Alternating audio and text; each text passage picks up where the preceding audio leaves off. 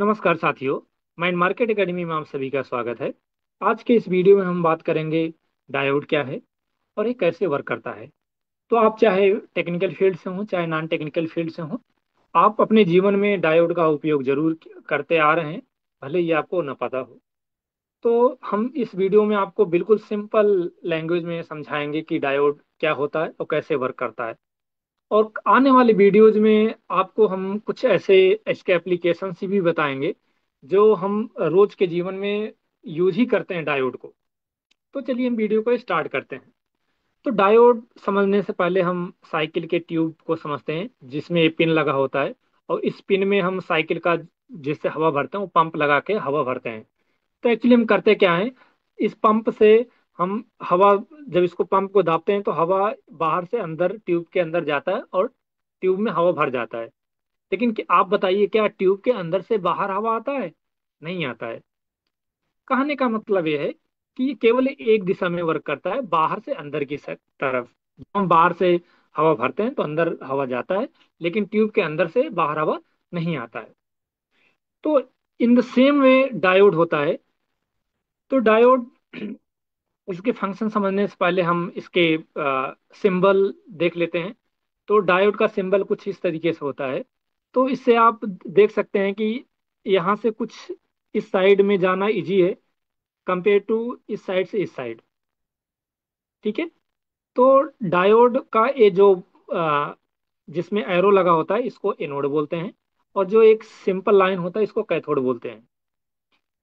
तो इसको ये वर्क करने के लिए अगर हम इस एनोड को इधर वोल्टेज का पॉजिटिव टर्मिनल लगाएंगे और कैथोड पे निगेटिव टर्मिनल लगाएंगे तो उस टाइम पे डायोड वर्क करेगा।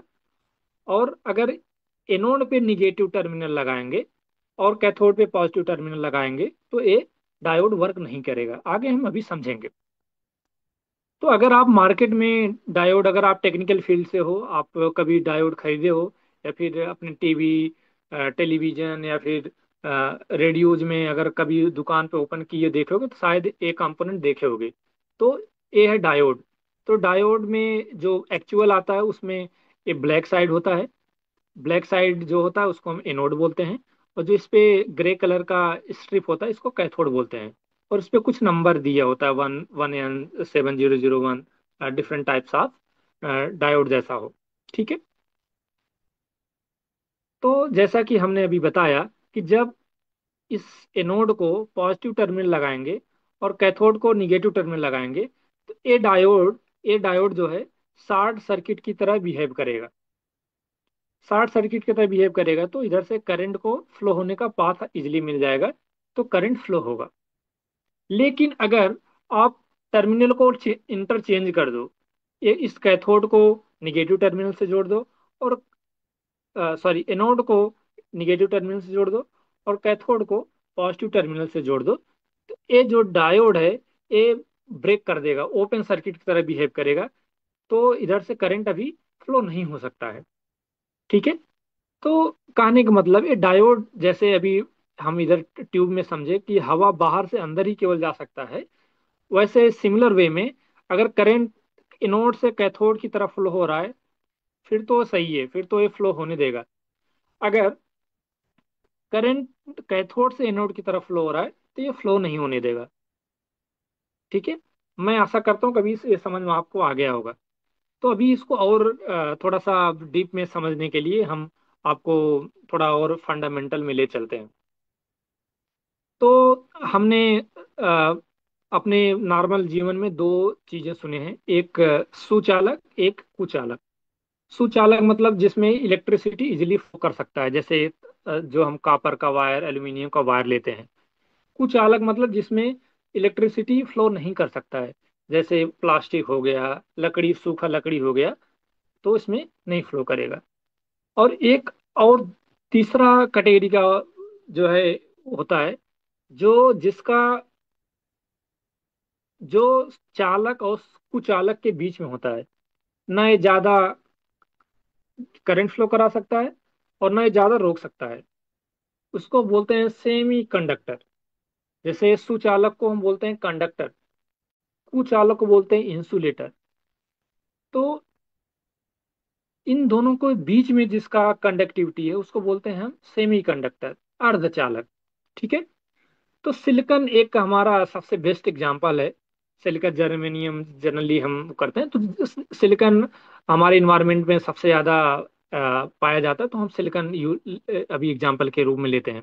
तो सिलिकॉन के जो आउटर ऑर्बिट में 14 इलेक्ट्रॉन्स होते हैं। तो हमने 12th या 10th में भी पढ़ा है केमिस्ट्री में कि कैसे ऑर्बिटल्स में इलेक्ट्रॉन फिल होते हैं। तो अगर हम सिलिकॉन की बात करें तो इसके जो आउटर ऑर्बिट है जिसको हम बैलेंस सेल बोलते हैं, तो आउटर सेल जिसको हम बैलेंस सेल बोलते हैं, उसमें 4 इलेक्ट्रॉन है। 2 इलेक्ट्रॉन एस ऑर्बिटल में और 2 इलेक्ट्रॉन पी ऑर्बिटल में। पी ऑर्बिटल में अभी 4 इलेक्ट्रॉन और आ सकता है, क्योंकि पी ऑर्बिटल में मैक्सिमम 6 इलेक्ट्रॉन हो सकता है। ठीक है। तो अभी हम कई सारा इधर सिलिकॉन ऐसे ऐसे लगा देते हैं। तो अभी ए सिलिकॉन अगर 4 और इलेक्ट्रॉन पा जाए तो ये स्टेबल हो जाएगा। तो जैसे मान लो एक सिलिकॉन है, 1 इलेक्ट्रॉन, 2 इलेक्ट्रॉन, 3 इलेक्ट्रॉन, 4 इलेक्ट्रॉन, इसके आउटर ऑर्बिट में 4 इलेक्ट्रॉन है।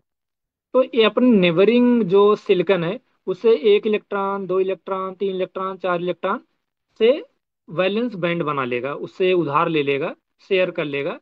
तो अभी देखो 2, 4, 6, 8, तो इसका भी स्टेबल हो गया और ए भी स्टेबल हो गया, ए भी स्टेबल हो गया, ए भी स्टेबल हो, ए भी स्टेबल हो गया। तो इस तरीके से ये सिलिकॉन एक दूसरे से कोवैलेंट बॉन्ड बना के जो क्रिस्टल है स्टेबल हो जाता है। अगर हम इसमें से एक बीच का सिलिकॉन सपोज करते हैं, एक बीच का सिलिकॉन हटा के इधर हम फास्फोरस लगा दें तो क्या होगा। तो जैसा हम जानते हैं कि फास्फोरस के आउटर ऑर्बिट में 5 इलेक्ट्रॉन होते हैं, तो 4 इलेक्ट्रॉन तो जो नियरेस्ट सिलिकॉन है उससे कोवैलेंट बॉन्ड बना के स्टेबल हो जाएगा। लेकिन इसका फास्फोरस का एक एक्स्ट्रा इलेक्ट्रॉन जो बचेगा वो इसके क्रिस्टल में फ्रीली मूव करेगा। इसको ही हम बोलते हैं फ्री इलेक्ट्रॉन। ठीक है। या कंडक्शन इलेक्ट्रॉन। तो और इस तरीके के जो सेमीकंडक्टर होते हैं उसको हम एन टाइप सेमीकंडक्टर बोलते हैं। क्यों? क्योंकि ये जो इलेक्ट्रॉन है, एक एक्स्ट्रा इलेक्ट्रॉन है, ये निगेटिव चार्ज की तरह बिहेव करता है, इसलिए हम N negative N type semiconductor बोलते हैं। अगर ये जो सिलिकॉन था, अभी हम यहाँ पे फास्फोरस की बात किए थे, अगर फास्फोरस ना लगा के यहाँ इधर हम बोरन लगा दें तो क्या होगा।